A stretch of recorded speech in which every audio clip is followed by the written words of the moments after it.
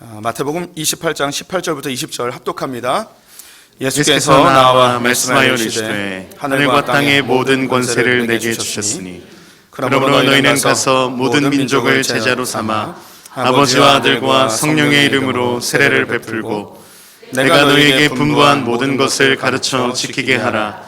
볼지어다 내가 세상 끝날까지 너희와 항상 함께 있으리라 하시니라. 아멘. 오늘도 주님의 보좌 앞으로 나오신 성도님들에게 하나님의 은혜와 평강이 함께 하시기를 축원드립니다. 또 온라인으로 참여하신 성도님들 축복합니다. 우리 옆 사람과 반갑게 인사하겠습니다. 하나님은 당신 편이십니다. 감사합니다.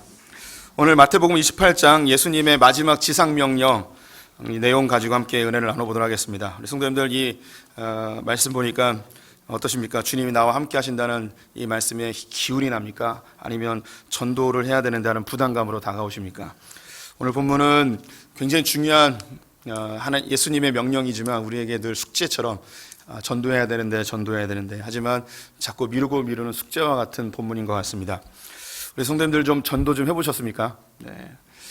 예, 고개를 떨구는 분들이 많이 계시는데 예, 전도를 하다 보면 종종 그런 질문을 이제 되받는 경우가 있는데요. 하나님을 내 눈에 보이면, 내 앞에 보이면 내가 하나님을 믿겠다. 하나님을 보여라. 그럼 내가 믿겠다. 이렇게 이야기하는 분들이 종종 있습니다. 하나님을 보여달라고 할 때 진짜 보이면 그분들이 하나님을 믿을까? 하나님을 한 번도 본 적이 없기 때문에 내가 뭘 들여도 이게 하나님이다 그러면 이게 무슨 하나님이야? 이럴 수도 있습니다. 그런데 인간적으로 보게 되면 하나님을 볼 수는 없습니다. 하나님은 영이시고 우리는 육체이기 때문에 육이 영의 세계를 볼 수 없기 때문에 하나님은 볼 수가 없습니다. 또 구약의 말씀에 의거하면 하나님은 거룩하시고 인간은 죄악되기 때문에 그 하나님의 거룩함 앞에 우리가 서게 되면 우리는 다 소멸되게 됩니다. 그래서 다 죽게 되는 거죠. 그래서 하나님을 보고 싶다는 사람에게 하나님이 진짜 나타나게 되면 그 사람은 소멸되어 버리는 것이죠. 하나님을 직접 볼 수 없습니다. 그런데 예수님께서 요한복음 3장에 나와 있는 것처럼 바람이 존재하지만 눈에 보이지 않습니다. 이파리가 펄럭이는 것을 보면서 바람의 존재를 느낄 수는 있죠. 하나님도 마찬가지입니다. 하나님은 영이시기 때문에 우리가 보지 못합니다. 하지만 하나님이 하시는 일들을 보게 되면 하나님이 존재함을 느낄 수 있습니다. 하나님이 우리와 함께 하신다고 약속하셨고 하나님이 이 역사의 주관자이신 우리는 믿음의 눈으로 보죠. 그래서 역사의 흐름 속에서 하나님이 어떻게 일하시는지, 하나님이 어느 곳에서 사역하시는지, 어느 곳에 존재하시는지 하나님이 볼 수 없지만 그 현상들을 보고 하나님의 존재를 알 수 있습니다. 하나님은 자기 드러내시는 것을 매우 좋아하고 하나님은 자기를 인정하고 자기에게 찬송하시는 것을 너무너무 소원하시는 분이십니다. 그래서 자연세계를 통하여서 하나님 자신을 드러내시죠. 이것을 일반 계시라고도 합니다. 그래서 사계절 변함없이 돌아가는 이 자연의 질서들, 또 우주의 강대함들, 그리고 자연세계의 신비로움들을 보면서 하나님의 존재, 조물주, 창조주에 대한 존재를 믿지 않는 사람들도 느끼게 됩니다.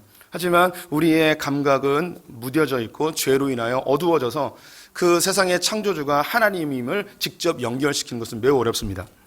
그래서 말씀을 통하여서 세상을 창조하신 분이 나다라고 소개시켜 주었지만 구약의 이스라엘은 이 성경을 통하여 하나님을 알아가고 하나님과 친밀해지기보다는 그 율법을 잘 지키며 하나님을 조종하고 이용하려는 종교화로 치닫게 되어지죠. 결국 말씀이 육신이 돼서 오신 예수 그리스도를 통해서 나를 본 자는 아버지를 보았다 이야기하시며 예수 그리스도를 통해서 온전히 하나님께로 나아가고 하나님을 알아갈 수 있음을 이야기하셨습니다. 그래서 이 말씀이 특별 계시이고 말씀이 육신이 돼서 오신 예수 그리스도 그분을 성육신이라고 이야기하지요. 우리가 이러한 사실들을 알고 있음에도 불구하고 종종 하나님께 우리는 원망 섞인 이야기를 합니다. 삶에 문제가 생기거나 내가 원하는 대로 인생이 풀려가지 않을 때 주님 어디 계십니까? 주님 정말 계시는 겁니까? 주님 살아 계십니까? 주님 날 사랑하는 거 맞습니까? 주님 어디 계십니까? 이런 한탄 섞인 이야기들을 하죠. 그래서 믿음이 흔들릴 때 주님 이것만 도와주시면, 이것만 일해주시면 주님 정말 주님 계신 걸 믿겠습니다. 이런 넋두리 섞인 그런 기도들을 우리가 하나님이 살아계시는 걸 알고 있음에도 불구하고 그렇게 고백할 때가 많이 있습니다. 오늘 본문은 예수님이 승천하시기 직전에 제자들에게 내가 세상 끝날까지 너희와 항상 함께 하겠다라고 약속하신 말씀입니다. 주님은 거짓말 하시는 분이 아니시죠. 주님이 말씀하셨다면 그대로 되는 거예요. 즉 하나님은 늘 우리 성도들과 영원히 함께 하시는 분이십니다. 믿으십니까? 예. 근데 왜 자꾸 하나님 어디 계세요? 왜 묻는 거예요? 예. 하나님은 말씀하신 걸 반드시 지키는 분이십니다. 마치 연인 사이에서 오빠가 이 여자친구 옆에 계속 붙어 있는데 이 여자친구가 다른 데 보고 오빠 어디 있어요? 오빠 어디 있어요? 이러는 것과 비슷한 거예요. 하나님 우리에게 내가 너와 영원히 함께 하겠다 라고 이야기했는데 우리는 자꾸 물어보는 거죠. 하나님 어디 계세요? 하나님 어디 계세요? 왜 이러한 웃지 못할 상황이 벌어지는가? 오빠가 있는 곳을 안 쳐다보는 거예요.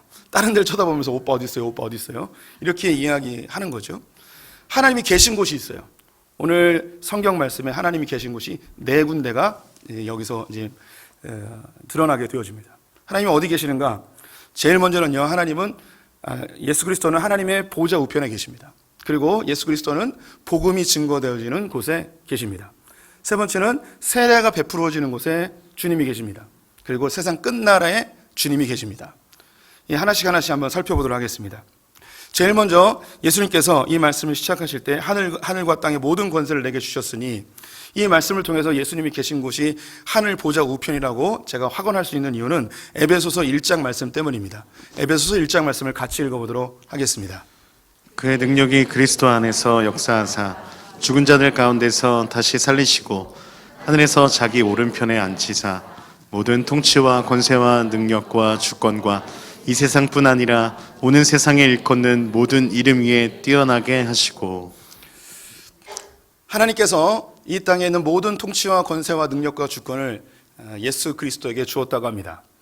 줄 수 있었던 이유는 무엇이냐면 예수님이 이 땅에 하나님께서 보내신 목적과 계획을 완수하시고 부활하시어 승천하셔서 하나님 보좌 우편에 앉으셨기 때문에 이것이 가능하게 되었습니다. 하나님 보좌 우편은 단순히 장소적 의미가 아닙니다. 고대 사회에서 왕 바로 옆에 있는 실권자에 대한 의미인 것이죠. 하나님 왕이시라면 예수 그리스도는 수상이나 총리 정도가 되겠죠. 그래서 왕의 권위를 위임받아 그 나라의 모든 것을 통치하고 다스리는 권세가 이 오른편에 앉아있는 자에게 주어졌습니다. 미국으로 이야기하면 대통령과 부통령의 사이일까요? 우리나라는 대통령과 총리의 관계라 이야기할 수 있을 것 같습니다.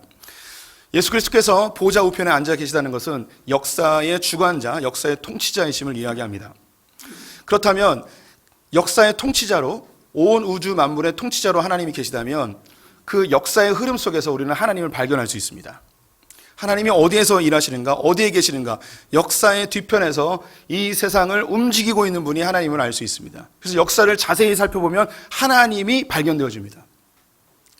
주님께서 역사의 주관자이신데 그 방향성은 복음의 확장과 교회의 확장에 목적을 두고 있습니다. 하나님은 역사의 주관자이신데 이 역사의 흐름을 어디로 끌고 가시는가? 복음의 확장, 교회의 확장으로 끌고 가신다는 거예요. 우리가 생각할 때 역사는 인간들의 흔적이라고 생각하겠지만 성경은 분명히 이야기하는 것이 역사의 주관자가 하나님이시고 이 역사를 복음의 확장과 교회의 확장으로 인도해 가신다는 겁니다. 제가 요즘 한 20여 명의 성도님들과 함께 토요일 오전 8시에 기독교 역사 산책이라는 강의를 하고 있습니다. 지난주에 7주차 강의를 하였고 이제 3번 남았는데요. 예수님 오신 때부터 이제 지금까지 세계 역사 속에서 교회의 역사를 살펴보는데 그 핵심은 무엇이냐면 역사의 이면에서 일하시는 하나님을 발견하는 것입니다. 우리 성도님들이 인지하지 못하는 사이에 이미 기독교는 역사에 깊이 관여하고 있었고 기독교를 중심으로 역사가 흘러가고 있었습니다. 역사를 자세히 살펴보시면 절대 기독교와 뗄래야 뗄 수 없는 것이 이 인류의 역사입니다. 가장 선명하게 드러나는 기독교의 흔적이 있는데 우리는 2022년을 살고 있습니다. 이 2022년의 카운트는 예수님이 태어나면서부터 2022년이 지났다는 거예요. 즉 인류 역사의 그 기준점이 어디 있냐면 예수 그리스도의 탄생이죠.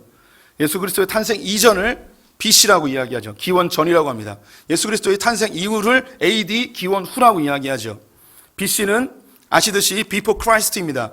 예수님 오시기 전, 기원 전의 이 기자는 그리스도의 기자예요. 기독교의 기자예요. 그리스도가 오시기 전, AD는 아노 도미니, 우리 주님의 시대라는 뜻입니다. 기원 후라고 하죠. 그리스도가 오신 이후의 세계. 우리 성도님들, 이 예수를 안 믿는 인본주의자들은 이걸 얼마나 싫어할까요? 인류 역사의 기준점이 예수 그리스도께서 오신 것이 기준점이 됐다는 걸 얼마나 싫어할까요? 그래서 어떤 종교들은 자신들의 교주가 태어난 날을 기념하여서 그들의 연력을 따로 계산하기도 합니다. 이 세상에 있는 사람들은 예수 그리스도를 부인하고 싶어하고 예수 그리스도 없는 세상을 만들고 싶어합니다. 주님께서 역사 가운데 복음과 교회의 확장을 위하여 어떤 일을 하셨는가 초대교회를 보면 그 흔적이 분명하게 드러납니다. 예수님은 고작 3년의 사역을 하셨습니다. 더 정확하게 이야기하면 2년이나 1년 6개월 동안만 집중적으로 사역하셨습니다. 그분은 그 어떤 기록도 남겨놓지 않으셨습니다. 그들의 11명의 제자, 바울까지 12명의 제자가 복음의 증거자들로 살았는데 300년 이후에 로마를 뒤집어 엎어버리는 놀라운 역사가 일어나게 됩니다. 어떻게 이 기독교가 불과 3년의 교주가 활동하였고 중산층 혹은 하층민인 제자들이 이 복음을 들고 어떻게 로마 전체를 뒤집어 엎을 수 있었을까요? 하나님께서 그 이변에 일하셨던 몇 가지가 있는데 그 중에 2가지를 말씀드릴게요. 첫 번째는 언어의 통일입니다. 당시 그리스 즉 헬라 제국이 페르시아를 멸망시키고 모든 국가의 공용어를 헬라어로 바꿔버렸습니다. 당시 헬라는 최고의 문명과 문화를 가지고 있었습니다. 정복되었던 모든 나라들은 그들이 굴종한다는 의미보다는 저 선진국인 헬라의 문화를 빨리 받아들이고 언어를 배워서 성공해야겠다는 그런 방향성으로 흘러가게 되었습니다. 오늘날로 이야기하면 전 세계에 있는 모든 사람들이 영어를 배우려 하고 미국에서 공부를 하거나 거기서 사업을 하고 싶은 마음이 헬라 시대 때 일어나게 되었습니다. 그래서 이스라엘 땅도 다 헬라어가 공용어가 된 것이죠. 그 이후에 로마가 헬라를 정복시키고 그냥 헬라어를 계속 사용하였습니다. 헬라의 문화를 계속 유지하고 있었습니다. 그런데 로마가 했던 중요한 일, 그들은 군사적으로 더 많이 확장을 시키고 있어서 도로를 잘 깔아놨습니다. 그래서 예전부터 모든 길은 로마로 통한다 이런 말이 있죠. 이게 단순히 고대 사회의 핵심지가 로마라는 의미가 아니고 실제로 길을 잘 닦아놔서 어느 길을 가든 로마로 향하게 되어 있었습니다. 이 로마가 깔아놓은 이 길을 통하여 사도들이 복음 전도자들이 중동 지방과 지중해 연안에 있는 많은 나라들의 복음을 흘려보내게 되었고 300년이 지나 로마를 뒤집어 엎어버리는 놀라운 일이 발생하게 되었습니다.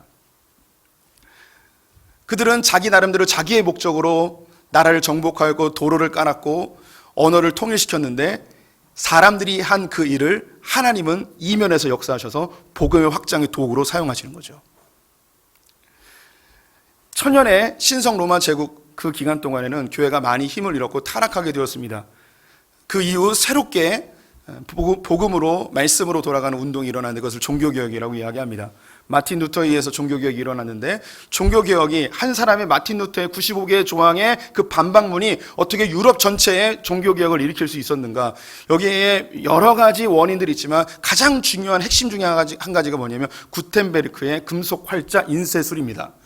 이 금속 활자 인쇄술이 개발되어져서 자국어로 번역되어진 성경이 많은 사람들에게 전파되어져 성경에 기반을 둔 말씀에 기반을 둔 그런 믿음으로 성장되니 이 카톨릭이 거짓으로 혹은 미혹하여서 잘못 알려주는 것들을 버리고 성경 중심의 신앙으로 종교개혁이 활활 타오르게 되었습니다. 구텐베르크는 단지 돈을 벌기 위해서 이 금속 활자를 발명하였지만 하나님은 이걸 통하여 종교개혁의 불씨로 사용을 하시는 것이죠. 유럽에 국한되었던 이 복음이 전 세계로 확장되게 되는데 확장될 수 있었던 결정적 사건이 뭐냐면 항해술의 발전이었습니다. 그러면 누가 그 거친 바다에 배를 만들어 몇 달 혹은 1년 넘게 항해를 하고자 하겠습니까? 어떤 미친놈들이. 가끔 그런 미친놈이 있긴 하지만 쉬운 일은 아니에요. 근데 그 일을 했어요. 그 일을 왜 하게 되었는가? 15세기 때에 이슬람이 점점점 강성해지면서 동로마 제국, 비잔틴 제국을 멸망시켜버렸습니다. 그 수도였던 콘스탄티노플을 멸망시켜버려서 이슬람이 그 길을 꽉 막아버렸어요. 유럽에 중국과 인도의 향품과 비단들이 수입이 되었는데 콘스탄티노플, 지금으로 이야기하면 터키이지만 이 관물을 이슬람이 꽉 막아버리니까 수입이 안 되는 거예요. 무역이 일어나지 않는 거죠. 그래서 유럽에 있었던 상인들이 돈을 못 벌게 된 거예요.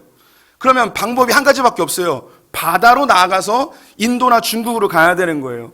그래서 스페인과 포르투갈을 중심으로 해양술이 발전하게 되고 범선이 개발되어져서 먼 길을 갈 수 있는 그 길이 열리게 되었습니다. 근데 놀라운 일, 이 범선을 만들고 항해술이 발전하고 그들은 돈을 벌기 위해 일하였는데 이 범선을 타고 이 해양로를 따라서 복음이 증거되게 되었습니다. 그래서 전 세계에 복음이 흘러가고 콜럼버스가 미국 신대륙을 발견하여 이곳에 102명의 청교도들이 메이플라워를 타고 신앙으로 미 합중국을 세우겠다 이야기하여 그곳에 부흥이 일어나고 그 부흥의 물결이 대한민국까지 와서 이렇게 멋진 교회들이 형성되게 된 것이죠. 사람들은 자기의 목적과 자기의 이익을 위하여서 무엇인가를 하지만 그 역사의 이면에 역사하시는 하나님, 그 하나님은 이것을 교회의 확장과 복음의 확장으로 활용하고 계셨던 거예요.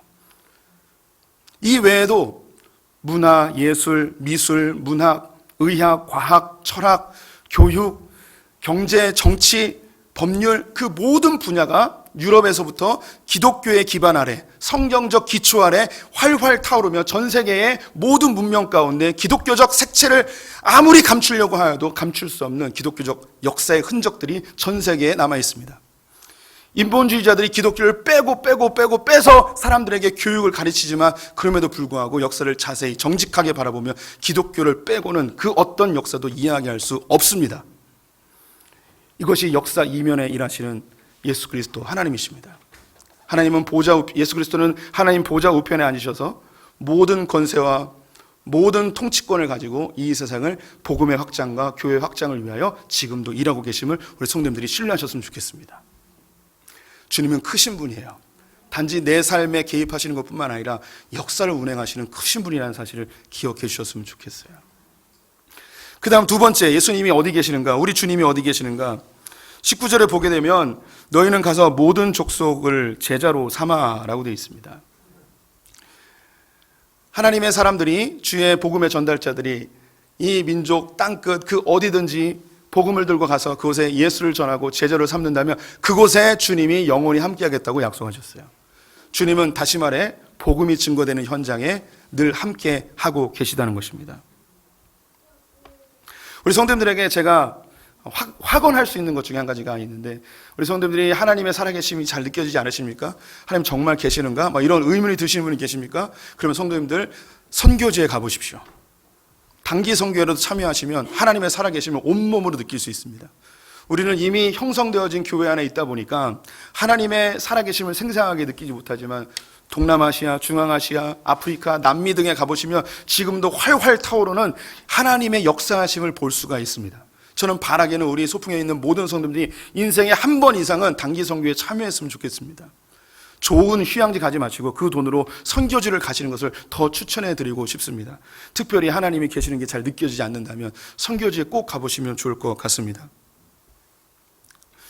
우리 교회 박광길 장로님이 계시는데 이 장로님의 아들이 박수강 전도사님입니다. 이 박수강 전도사님은 화성에 있는 은혜 동산교회라는 곳에서 현재 사역을 하고 있는데, 그 목사님이 자기 교회의 한 사람의 전도를 받아 교회에 등록한 분에 대한 이야기를 해주신 걸 함께 듣게 되었습니다. 화성은 공장들이 많아서 외국인 근로자들이 많은 편입니다. 근데 이 교회에 어느 날 딱 봐도 외국인으로 보이는 여성이 와서 예배를 드렸다는 거예요. 그래서 안내를 받아 목사님을 만나게 되었는데 자기가 예수를 믿고 싶다고, 교회를 다니고 싶다고 이야기한 거예요. 그래서 자기는 이슬람 교도라는 거죠. 이슬람 교도가 기독교로 개종한다는 게 얼마나 어려운 것인지 성도님들 이해하셨으면 좋겠어요. 목사님이 깜짝 놀라서 왜 교회를 나오게 됐냐고, 어떻게 교회를 나오게 됐냐고, 누가 전도했냐고. 아니래요. 자기는 자기 주변에 예수 믿는 사람 아무도 없대요. 가족들이 다 와가지고 주변에 다 이슬람 사람이라는 거예요. 근데 어떻게 예수를 믿으려고 하냐 그랬더니 이번 주에 꿈을 꿨는데 꿈속에서 예수님이 나타나셔서 너 교회 가라 라고 했다는 거예요. 이런 걸 보고 하나님의 살아계심을 느껴지는 거죠. 그 목사님도 놀랬대요. 이런 이야기가 선교지에서나 있는 일이라고 생각했는데 지금 대한민국 땅에서 이런 일이 벌어지는 걸 보면서 깜짝 놀랐다는 거죠. 우리 성도님들, 전 세계 한 200여 국가 중에서 현재 가장 많이 기독교 인구가 증가하는 나라는 어디냐면 이란입니다. 놀라운 건 이란에는 선교사님이 공식적으로 한 명도 없어요. 그런데 예수 믿는 사람이 점점 늘어나요. 이란에서 내전이 일어나고 시리아도 내전이 있으면서 많은 사람들이 레바논 지역으로 피난을 오게 되었습니다. 난민촌이 형성되었죠. 이 난민촌에 많은 기독교 단체들이 봉사하고 그들을 섬겼습니다. 그런데 놀라운 게 그 난민촌에 있는 상당수의 숫자가 기독교인인 거예요.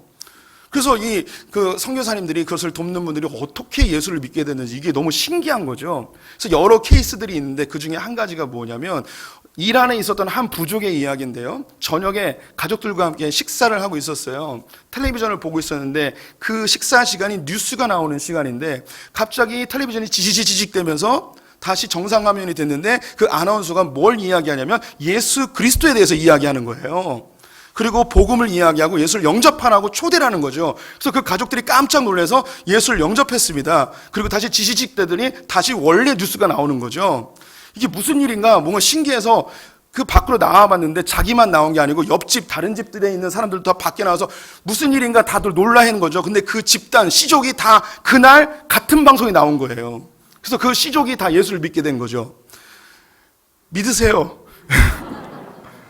이런 일들이 일어나요. 선교지에 가면 하나님의 살아계심을, 복음의 증거의 현장에 가면 주님의 생생한 체험을 할 수 있어요. 제가 예전에 사역했던 교회에서 터키 선교사님이 오셨어요. 터키는 선교사들이 들어갈 수 없는 나라입니다. 발각되면 쫓겨나요. 이분이 10여 년 동안 사역을 했는데 너무너무 괴로웠대요. 10여 년 동안 한 게 아무것도 없는 거예요. 그냥 사는 거예요. 그래서 하나님 앞에 내가 여기 왜 왔습니까? 내가 무엇을 해야 됩니까? 나 이렇게 하느니 나 차라리 한국으로 돌아가겠습니다. 막 이렇게 한숨 섞인 기도를 막 하는데 어느 날 하나님이 음성을 들려주셨어요. 네가 갖고 있는 성경책을 다 트렁크에 싣고 어떤 길을 따라 가라는 거예요. 그런데 터키에서는요, 낯선 길, 시골길로 가게 되면 무장강도들이 많아요. 무척 두려우셨대요. 그래서 성경책을 차에다가 실을 수 있는 만큼 꽉 싣고 갔다고 합니다. 근데 가라고 하셨으니 간 거죠. 근데 계속 기도하면서 갔대요. 무장강도 만나지 않게 해달라고. 그런데 한참을 갔는데 길에서 어떤 일행들이 이 차를 세우는 거예요. 얼마나 두렵겠습니까? 남자들이 차를 세우니까 얘네들 무장강도 아닌가. 그런데 이 차를 세웠죠. 안 쓰면 안 돼요. 총으로 막 갈겨버리기 때문에. 섰어요. 서서 그 사람들이 한 얘기가 뭐냐면 당신이 가져온 거 우리에게 달라고. 깜짝 놀란 거예요. 이 차에 뭐가 실려있는지 아냐고. 성경책이라고. 왜 여기 와 있냐고. 자기네는 저 언덕 너머에 있는 마을에 있는 사람들인데 주님이 우리에게 말씀하셨다고. 이 길에서 기다리면 어떤 사람이 성경책을 가져올 건데 그 성경책을 받아서 예수를 믿으라고. 이런 일이 선교지에서 일어나요. 참 놀랍죠. 우리 성도님들이 복음이 증거되는 현장에 하나님이 생생히 살아있음을 느낄 수 있습니다. 멀리 선교지뿐만 아니라 우리 성도님들이 또 예수를 느끼고 하나님의 살아계심을 경험하려면 성도님들이 전도하면 하나님의 살아계심을 경험할 수 있어요. 우리 교회에 2부 예배 때 나오셨는데 최화용 집사님이라고 계셔요. 이분은 국세청의 아주 고위직 공무원이었어요.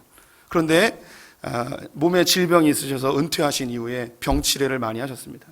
근데 어느 날 저 서구에 있는 한 병원에 입원하셨는데 병원에 이제 다른 베드에 있는 사람들끼리 막 얘기를 옥신각신하면서 하는 거죠. 그날 주제는 교회였다고 합니다. 어느 교회는 좋고 어느 교회는 나쁘고 막 이런 이야기를 하는데 한 베드에 있는 분이 뭐라고 얘기했냐면 저 하객동에 있는 소풍교회 좋은 교회라고 얘기를 한 거예요. 근데 이분이 소풍교회 이름이 특이하니까 소풍교회라는 데가 있나 보다 하고 자기가 이제 귀담아 들었대요.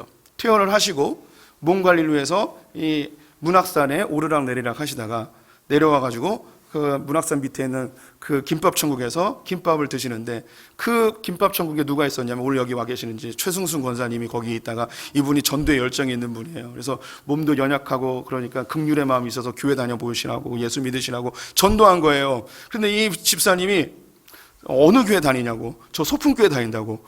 여기서 하나님의 음성 콜링으로 들어버린 거예요.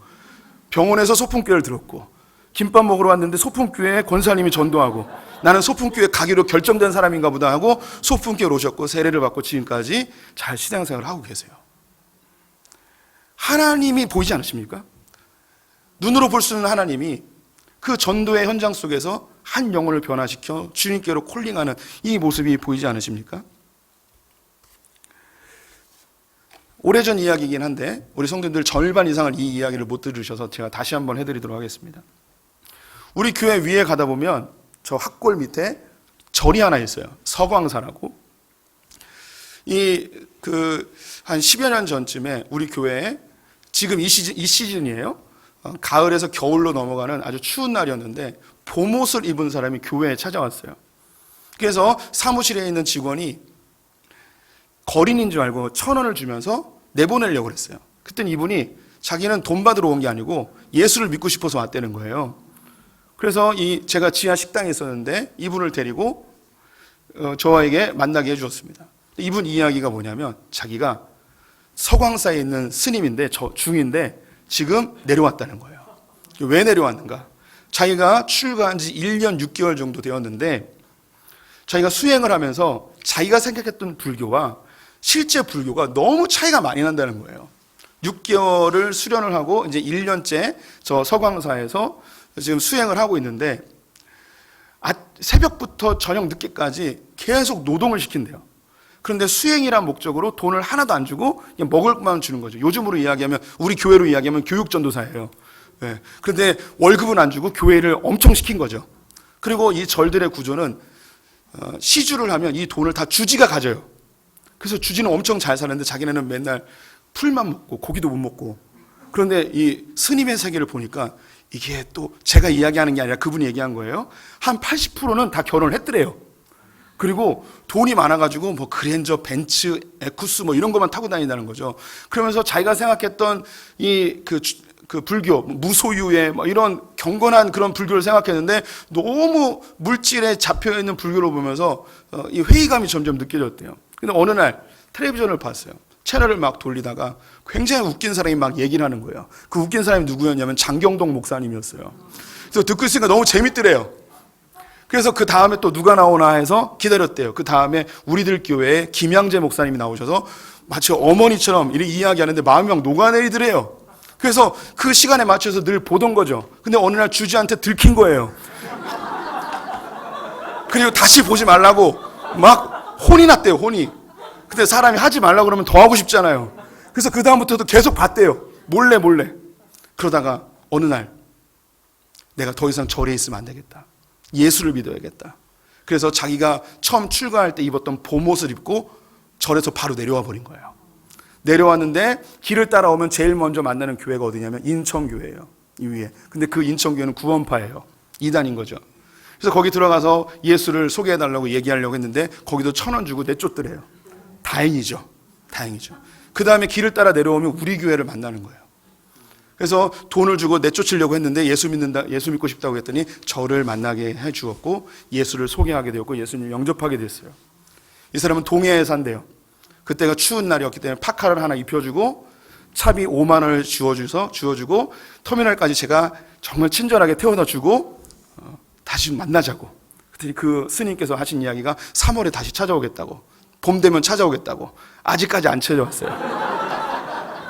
이런 이야기를 아내에게 했더니 또 당했네. 이렇게 이야기하네. 호구 잡힌 거라고 생각하는 분들 있는데 어떻게 성도님들 보세요. 이게 호구 잡힌 거 같습니까? 진짜인 거 같습니까? 왠지 진짜인 거 같지 않습니까?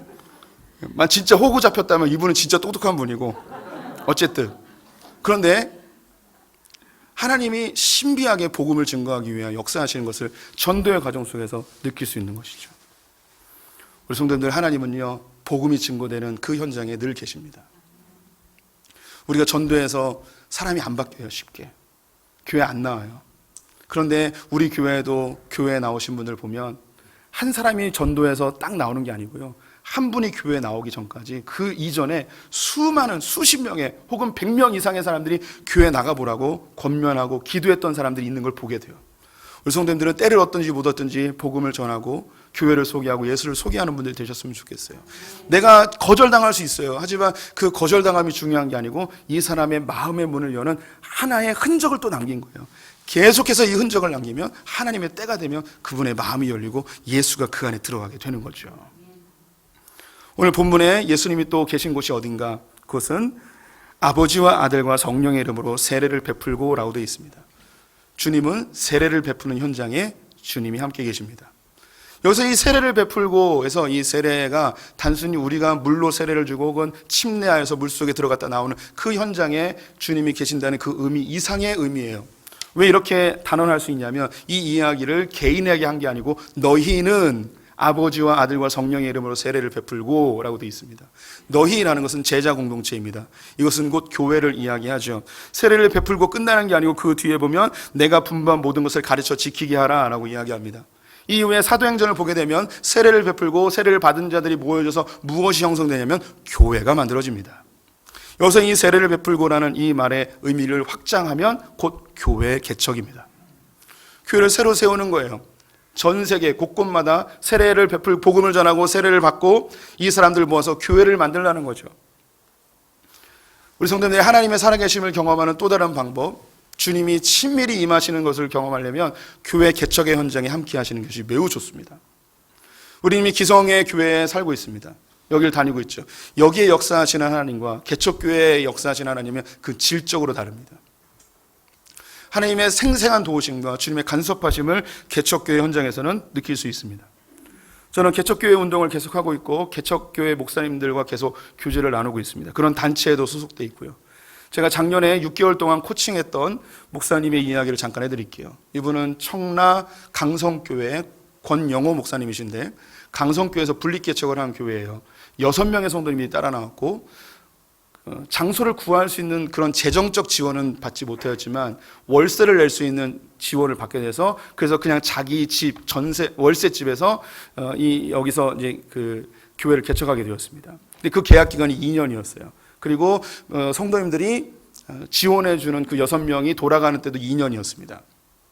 2년이 다 되었는데 성도들은 늘지 않았어요. 그 6분밖에 없었고 그 아파트에서 이제 나와야 되는 상황이 되었습니다. 뭐 어떤 보증금이나 혹은 인테리어 할 수 있는 그런 돈도 전혀 있지 않았어요. 그래서 이분이 고민했죠. 2년밖에 안 됐는데 이제 교회를 접어야 되는가? 이제는 교회 개척을 이제 포기하고 다시 부교역자로 돌아가야 되는가? 이런 고민들을 막 하고 있었습니다. 근데 놀라운 일이 벌어졌습니다.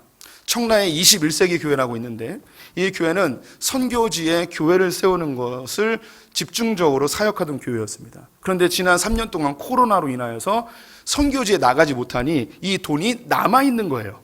그래서 이 돈으로 무엇을 할까 어떻게 해야 될까 선교위원회가 당회에서 고민하다가 선교지에 교회를 세우지 못하니까 그러면 국내에 있는 교회를 세우는 일에 이 돈을 씁시다 라고 결정을 하게 됐는데 어떻게 전혀 모르는 사람들 연결돼서 바로 이 권영호 목사님이 연결이 되어져서 교회 건물을 임대하고 인테리어를 쌈박하게 해서 이 6분의 성도님들이 다 돌아갔지만 지금 15명의 성도들이 전도되어져서 교회가 운영되고 있어요.